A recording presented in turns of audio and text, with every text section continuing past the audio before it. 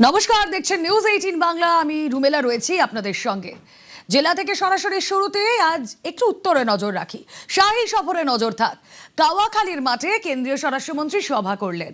ভারতীয় ন্যায় সংহিতা সংক্রান্ত প্রদর্শনীর উদ্বোধন করলেন। রাজ্যের একাধিক প্রকল্পের শিলান্যাসও হলো আজ।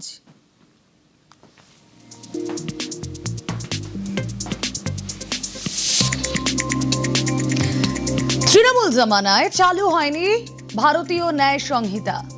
সিন্ডিকেট তোলাবাজি বন্ধের ভয়ে বিজ্ঞপ্তি জারি হয়নি তো केंद्रीय स्वराष्ट्र मंत्री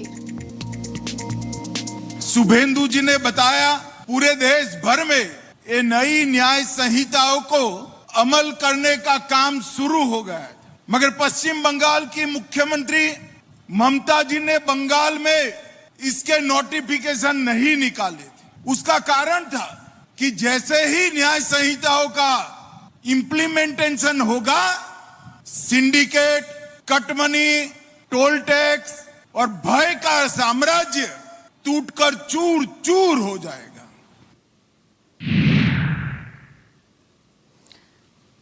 100 দিনে এই ঘোষণাপত্রের 43% কাজ শেষ। মুখ্যমন্ত্রীর প্রশংসায় অমিত শাহ।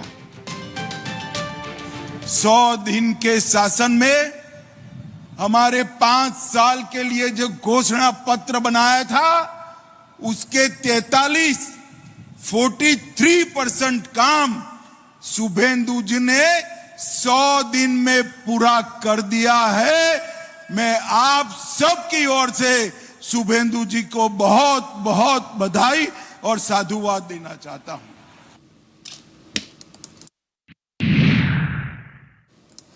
ভোট প্রচারে সার মুখে সোনার বাংলা। ভোটে জেতালে সোনার বাংলা গড়ার প্রতিশ্রুতি।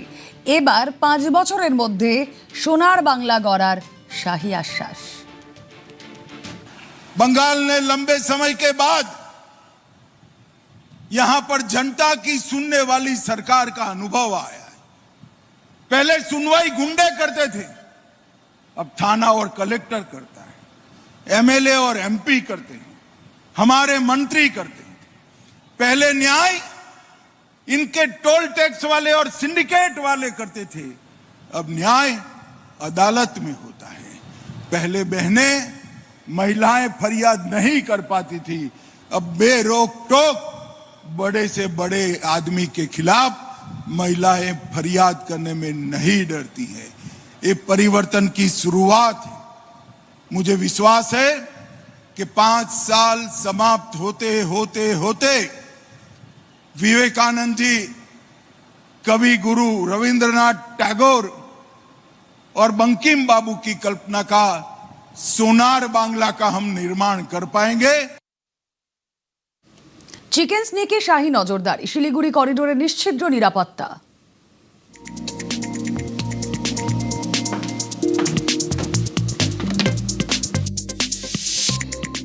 नरेंद्र मोदी सरकार ने सिलीगुड़ी कॉरिडोर चिकन नेक के राष्ट्रीय सुरक्षा के दृष्टिकोण को, उसके महत्व को बहुत अच्छे तरीके से पहचाना है। 8 राज्यों को जोड़ने वाला ये अत्यंत संवेदनशील महत्वपूर्ण गलियारा है। 3 अंतर्राष्ट्रीय सीमाएं नेपाल, भूटान और बांग्लादेश यही सिलीगुड़ी कॉरिडोर को लगती है और एक प्रकार से इसकी सुरक्षा राष्ट्र की सुरक्षा के साथ जुड़ी हुई है। हमने सिलीगुड़ी कॉरिडोर की सुरक्षा को अभेद बनाने के लिए त्रिकोणीय सुरक्षा ग्रिड बनाया है। चोपड़ा, किशनगंज और धुबरी, ये तीनों बेस से पूरे सिलीगुड़ी कॉरिडोर में हमने जागरूकता भी बढ़ाई है, उपस्थिति भी बढ़ाई है और यहाँ पर वर्चस्व भी बढ़ाया है। সরকারে আসার 45 দিনের মধ্যে কাঁটাতারে জমি। বিএসএফ কে 1100 একর জমি রাজ্যের। মুখ্যমন্ত্রীর প্রশংসায় কেন্দ্রীয় স্বরাষ্ট্রমন্ত্রী। মমতার আমলে হাত জোর করেও জমি মেলেনি তো অমিত শাহ।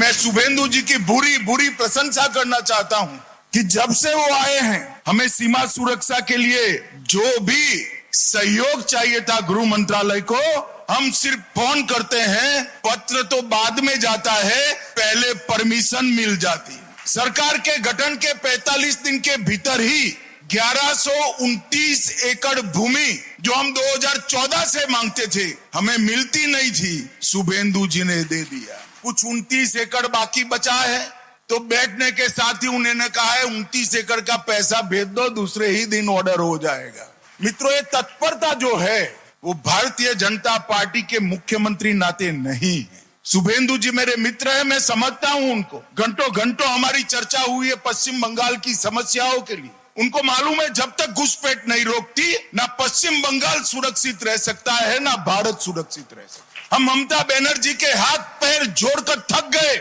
मगर हमें भूमि नहीं दी। उनकी ऑफिस में भी पहुंच गया कि ममता जी, वो भारतीय जनता पार्टी को जमीन नहीं देना है, बीएसएफ को देना है, आप कृपया दे दीजिए। हाँ बोला, मगर गई तब तक नहीं दी। मैं आज इस मंच से बंगाल की जनता का बहुत बहुत धन्यवाद करना चाहता हूं कि आपने एक राष्ट्रीय सुरक्षा को तरजीह देने वाली सरकार को चुनकर बिठाया। অনুপ্রবেশ ও পাচারে জিরো টলারেন্স সীমান্ত সুরক্ষায় কেন্দ্র রাজ্য হাতে হাত, বললেন শুভেন্দু অধিকারী।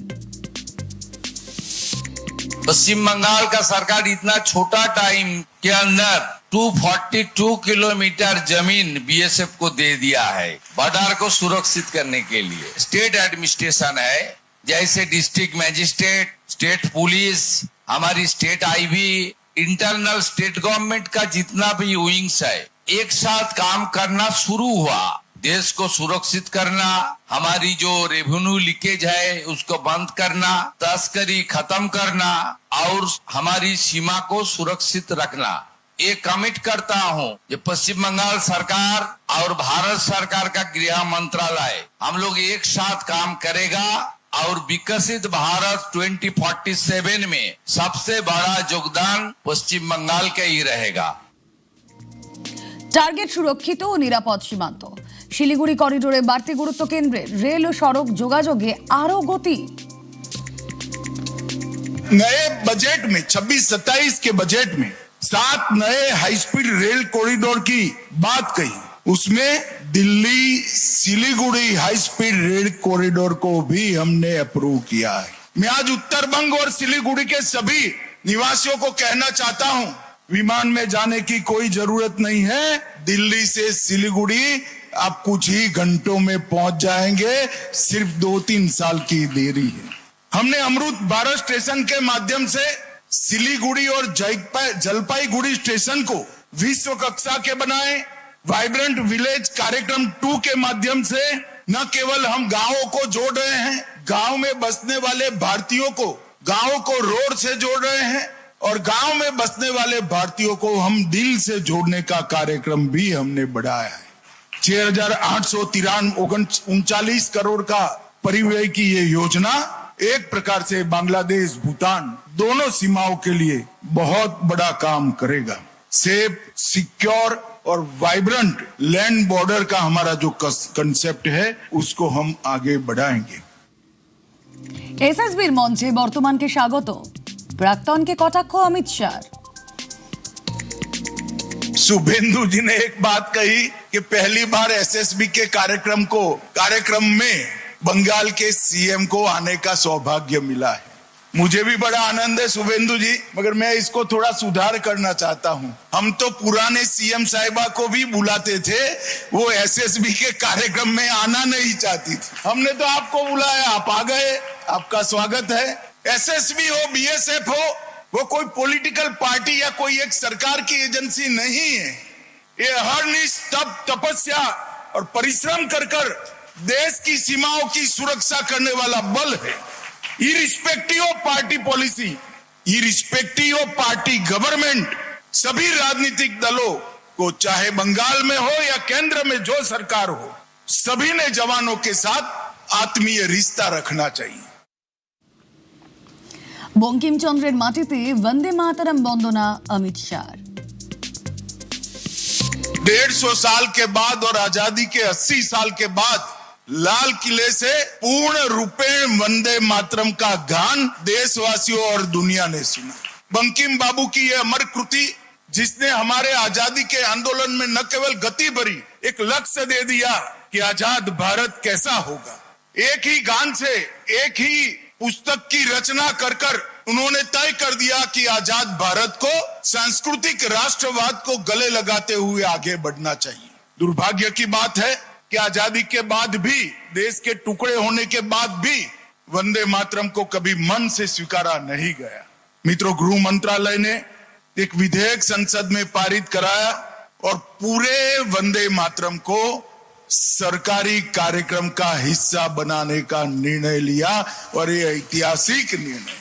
हर रोज स्कूल में जब बच्चे पूरा वंदे मातरम गाते हैं तब निश्चित रूप से वो राष्ट्र भक्ति की भावना से ओतप्रोत होते हैं।